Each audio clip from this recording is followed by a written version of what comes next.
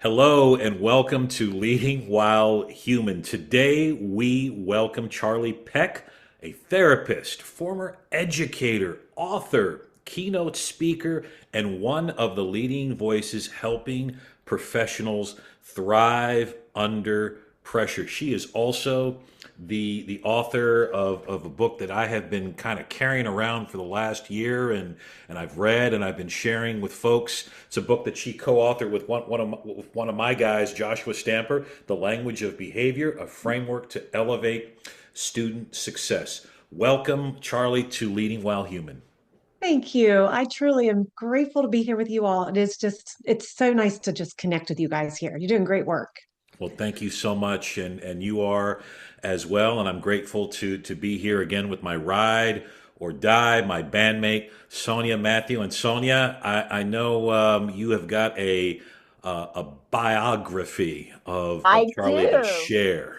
Yes, and you have hit it. Welcome, welcome, Charlie. Sean, you have hit like her credentials, the keynote speaker, the book, everything. But what stands out is all of your extensive experience with trauma and crisis, right? We have so much going on in our schools. Like we have leaders leading teachers and teachers who are traumatized, but leaders who are traumatized. So this right here is going to be so timely for us. So when we think about your expertise, your insight, your experiences on stress tolerance, the powerful messages that you provide with practical strategies. It is so needed. Sustainable impact, your training program that you have developed. And then, Charle, your signature keynote on thriving under pressure. So, yes, thriving under pressure, but then practical tools to stabilize and elevate performance. Who does not need that in education, Sean? So I am just, you can tell, I'm excited. I am so excited. So I'm going to ask you the first question, Charle, Yes, ma'am. and that is, with all that you do and all that you must, I know that you have a session, a therapy session with a client after this broadcast. Why does human-centered leadership matter to you, especially now? Wow. Okay. It's so heavy right now in education and systems, even healthcare, even managers working with employees. I mean, people are carrying much more than we can actually see. That's why it matters now. And whether it's anybody in the system, any system that we're working within, stress, anxiety, trauma, and really the underlying uncertainty have become a part of our everyday life. And it's really difficult to walk around like a heavy load there. So what I always say is to give people an image is whatever building you're walking into, imagine everybody as a bunch of nervous systems walking around. And imagine the ones that are dysregulated versus regulated. So I'm always about the thriving under pressure. Well, let's start with the reset so we can catch those people walking in like that. But that's why it's so important because people are carrying so much today. And we don't even know, we don't see it. Wow, that nervous system's walking around. The other day, I did something very different. Okay, a teacher was yelling at students. Do you know what I did, Sean? What'd you do? I checked my own nervous system. Number Nice. one, Nice. I took a breath and I went over to her and I put my hand on her shoulder. And I said, "Are you okay? Is everything okay?" Nothing else. That's it. Wow. And I felt so released and I could just sense her stress level go down. And it's almost like that weight. Is she going to say something else? Is she going to send me a nasty email? You know what I mean? Like Yeah. I could just sense that she was waiting for something else. But what you said right there, I think is the most important. And I don't even know what we're going to talk about for the rest of the podcast. But I can tell you, like, if we can just take that one bit of advice or that big bit that's really small, Right on. nervous systems walking around in your building. Yeah. And know what the science says about our own nervous systems. If we could Yes. do that work, it would change the game. Thank you for that golden nugget, Charle. Over to you, Sean. Well, I will say before I ask my question is Sonia, one, how lucky and blessed that the teacher and the student were to have your presence. And I think, when we talk about human centered leadership, I mean, yeah, there's a science to it, and I don't proclaim to be an expert. I'm just on the journey with everyone else here. But the fact that, it was just the simple move of pausing, and it was an empathetic pause, because all of us, we are wired to, in our gigs, to protect the child, right, and maybe feel anger at the teacher that is yelling, but you pivoted and into perspective, and not only did you protect the student, but you were there to protect the teacher as well. And to your point about golden nuggets and Charlie, I got to tell you, Charlie, I absolutely love your imprint and your presence on TikTok. We'll put the links and all of those things in the show notes, but I just get so much value and meaning and warmth from your TikTok videos, and they're very, and for those that are listening, if you're on if you're looking for a reason to get on TikTok, or if you've heard this about that or whatever TikTok, if for anything, join TikTok and follow Charlie, because you will get on the daily very meaningful, human, practical golden nuggets of warmth and understanding. So, kind of to seg into the question, how do you, Charlie, live all of this out in your own leadership? Well, that's good. You had talked about all this stuff and gave a great anecdotal kind of example about others who are struggling, and we're seeing them. I try very hard not to use judgment Yeah. or unfair judgment. Let's be clear. Judgment is important. We need judgment as humans, but it's the unfair judgment that creeps into our brain, starting off with negative thinking, because our brain's going to do that. And then being able to catch myself doing that and making sure that judgment has evidence behind it so Hmm. that it's not unfair. That's how I lead. I do my best to do that, but I'm human. I mess up all the time, right? Hmm. And what I love that you all had talked about with that teacher, when I started teaching, I remember a principal telling me that there was this teacher who never yelled at kids. And I was like, wow, how is that possible? Because that's what I thought you had to do to show power. But it Right. really isn't about that at all. So it's not about power. So I have to check myself of what is this really about? What do I wonder about first before I jump to judgment? That's the first thing I try to do, is catch myself making any kind of judgment, and just making sure there's evidence behind it or what to do next. Really learning about what's going on, not just making that assumption behind it. Mm. That's that's powerful. Judgment, there's, we're prone to it, and there's different layers of that. And no, thank you for the grace of that response, Sonia. Oh my gosh. Nugget number two. Unfair judgment without evidence. Wonder first before we judge. Think about it. That is so, because we are, I tell my students all the time, they see you before they hear you, right? Mm. That's right. So think about that. And it takes a split second to make a judgment, right? And we know our brains, like you said, are naturally wired to have that judgment kind of take at the forefront, but then taking that pause again and really thinking about it and making sure there's evidence and being fair, because we need more fairness in this world. I just followed you on TikTok. I Thank you. I have an account that's active, but Good. I don't have time. I don't, it's not where I live. LinkedIn, Instagram, even Twitter, I live there, but I go on TikTok because people are really giving out great information. And I look forward to following your work, Charlie. Woo, so good. So Let's see. My last question for you as we kind of wrap up today, because these nuggets are incredible. I want to know, Charlie. I want to know about.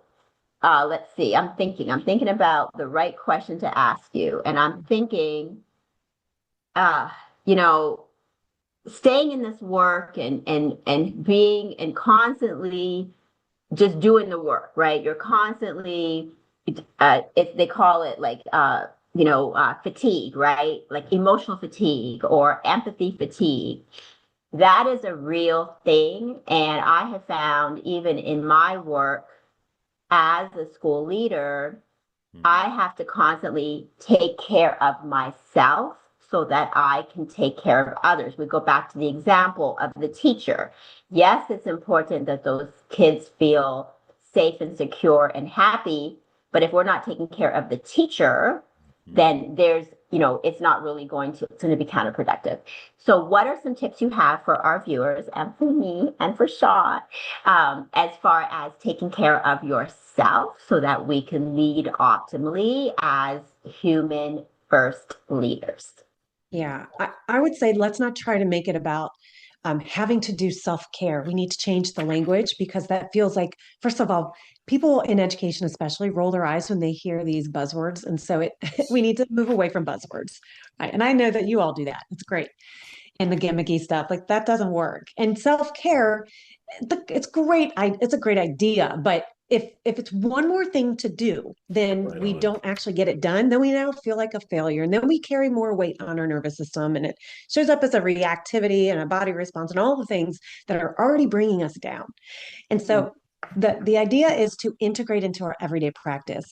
So the reason that I love this work is that I do see what happens when people get the right support, whether it's a student in crisis, an overwhelmed educator, a struggling parent. I now work with parents a lot, or a leader. And I categorize everybody in there as a leader of your classroom, a leader of your life.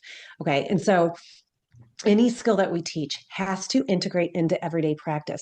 Most of the problems we're seeing is a lack of awareness, a lack of information, or a lack of skill. Even kids, we all know that there's a lot of skill deficits, which we need to then help them with. That's what discipline is teaching.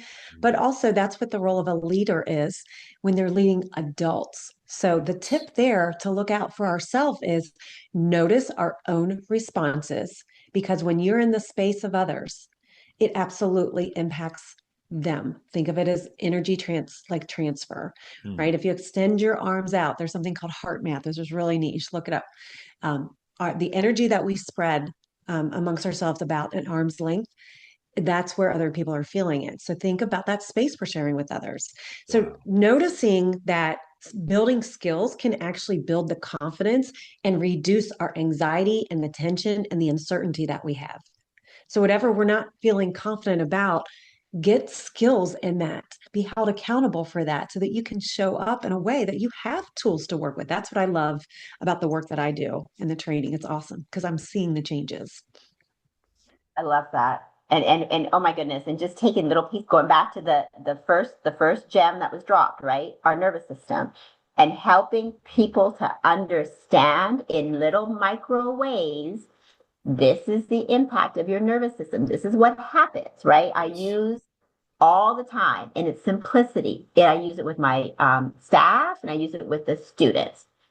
Upstairs versus your downstairs brain. We know the executive functioning is up here, and we know that it's feelings of not being safe and feeling scared is down here. Right. So when we kind of give it to them simply, and then the other thing I found, going to your point, Charlie, is when we can, in our everyday moves as leaders, we can be a little bit vulnerable. It doesn't have to be with everybody all at once, but with that teacher who's feeling overwhelmed, and you're actively listening to him or her, and then you're able to give a little bit to say, you know what? I have to breathe my way through it too. How about we breathe together? What do you think? And then doing it where it kind of feel, like you said, that energy, like can we, do this? Or they're going to feel this is kind of weird.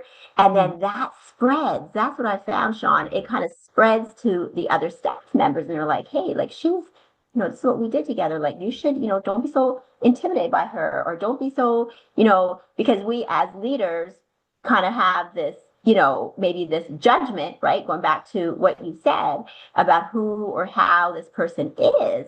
So again, this third bomb that you have dropped with us here today, Charlie, about not looking at it as an add-on when it comes to taking care of ourselves, but integrating. And we can even say to people, when we think about how do we give them the micro steps, hey, listen, atomic habits, right? Like, do little things to integrate it. Like, just do 10 sit-ups, but do them every day and think about what that, oh, I can fit in 10 sit-ups. Wow. So that, I love it. So I'm telling you, this podcast right here, Sean, like this episode, we have to call it like the gem dropping, this is like the quick gems. This is what you need. You got it, and you can go, because this is crazy. This is amazing. Charlie, thank you. So good. Yeah. So good. So Charlie, speaking of gems, I would love for you, before we do our quick lightning round, for you to talk a little bit about this wonderful book, The Language of Behavior, and then to also maybe give us a sneak preview on the new book that's coming up. Yeah, I'm excited about that. And working with Josh is just awesome. If anybody is listening and you don't know who Joshua Stamper is, you need to go look for him, because he is a vital part of the work that I do. And I started with the first book that's called, it's about the 9 essential skills that I integrate in everyday practice and any system that we're working with. That's why I work with the parents. But when Josh came along and we wrote this book, it is specifically for those leaders in schools who are struggling with behavior prevention and intervention. That's what this book, The Language of Behavior, is about, to understand what is behind the behavior so that we can actually address that. And this works for not only students, but the staff. And we elevate student performance and behavior when we elevate ourselves. And so that's what it's about. Yeah, the language of behavior is exciting because it does give a specific framework, and we have a free book study that we give to people, because this is the time of year a lot of people want to do that. So we love to give that support. But there's information there that is actionable. After every chapter, we make it actionable. It has to be. Yes. Who has time to just read more theory? Nobody. We need change. And with that change, just like Dr. Matthew said, it has to be incremental so that we'll actually do it. We are rewiring our brain, y'all. We can do that. And whatever you tell your brain is what your brain will believe. So it will look for confirmation. So if you think you can, you can. And if you think you can't, then you won't. And so we need to make sure that we're looking for things that we can do and to rewire the brain. And so the new book is exciting because it's looking at emotional intelligence. And it's in such a way, it's been hard to measure. All the stuff that I do, number one, and Josh as well, is simplify. It has to be so darn simple that we'll actually do it and remember it and integrate it into our everyday practice. And it has to work both professionally, and for me, it's always been my drive to make sure it works in your personal life too, because they go hand in hand. There's a spillover effect. So we have to do that. So this new book I'm excited about. We just signed on again with Connect Ed. And so we've got a contract and everything. But it is about emotional intelligence. And it's going to show that ripple effect when we are properly equipped with not only the knowledge and understanding, but the simple tools and skills to start with us, be better equipped, and it will radiate from within the system all the way out. That's how we're going to make true transformation. And we're simplifying this more than you've ever seen in any kind of emotional intelligence book or approach. That's what we're doing. I'm excited about it. I'm really excited about that. And when can we expect that book to be on the bookshelves? Probably we're aiming for the end of this year, Nice. But it might be at just the beginning of the next year, which will be exactly 2 years from the last time we released Language of Behavior. Well, we'll be sure in the show notes to share all of the links to both you and Josh, and the Language of Behavior.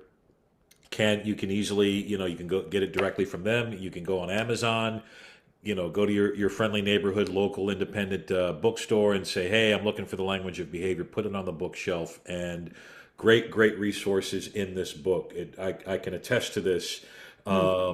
It's actionable, it's real, and it's practical, and it's fulfilling. So, all right, lightning round. Okay. I've got a question, and then Sonia's got a question. All Okay. the answers are correct. It's you, Charlie. So here we go. Okay. What is one practice or habit or mindset that helps you stay human in your leadership and in your practice? Before I answer people, when with the answer that I think they want to hear or that I want to say initially, I say, what are they really trying to say? Mm, And what am I missing? So I'm trying to get curious wow. about what am I actually missing before I can give an answer. I dig that. That's cool. Sonia, I write these gems she's jotting down. stuff down. I love it. I love when I Sonia can't takes wait to notes. get this. I can't wait to get this book. Sean, you are introducing me to some powerhouses. Oh my goodness, I'm so grateful. So what gives you hope in this work? Seeing the change that people can make. It started with me initially being the overwhelmed educator and parent, Mm, bringing mm, that into my work life. So I mhm. made the changes with the exact same stuff that I'm teaching others, but I'm seeing them change. And more importantly, people who have lost hope now have hope. That's what gives me hope. Mm, I love that. Oh my goodness. That you see their change, that the change that you mhm. envision them having, but you have also experienced yourself. Yeah, That's and amazing. some of these people are really desperate to live. I mean, I work with highly suicidal people too, so it can go all Wow. the way to that spectrum too. Yeah. Yeah. Yeah. And I was thinking about when we interviewed Marcel Schwantes and he spoke about, our own suffering, like where does it come from? Because emotional intelligence is not, and I love that you're simplifying it, and I'm so intrigued by that simplification. But where does it come from? Right. So, and then Sean has really encouraged me to talk about my journey. So that has helped me and empowered me to do just that. Because why? Because it's impacting others. And that hope that you speak of is exactly that. If it can help others and you've seen it help others, it just keeps you going. So great. Well, Charlie, I want to thank you. It was so beautiful meeting you. I look forward to the connection via TikTok, and thank you so very much again. I'm going to be getting the book today for sure. Right on. Thank you. I appreciate the support, truly. And if anyone would like to be on Instagram or YouTube, I share the same tips there too, Yeah. just in case they're not on TikTok. Let me Yeah. go ahead and follow you on where I live more on Instagram. Okay. Bring it on. Bring it Thank on. you. Charlie, thank you for joining us today and for sharing your insights on resilience, stress tolerance, and really what it means to lead with humanity in the midst of pressure and uncertainty. To learn more about Charlie's work, as she said, she's on Instagram, YouTube, and TikTok. Be sure to visit charlepeck.com and connect with her on all of her social media channels at Charle Peck. Be sure to explore her keynote, Thriving Under Pressure, and the Leadership Under Pressure Lab. Thank you for spending time with us on Leading While Human, because leadership is not just about what we do, y'all. It's about how we show up for people. This is Leading While Human. Thank you for tuning in.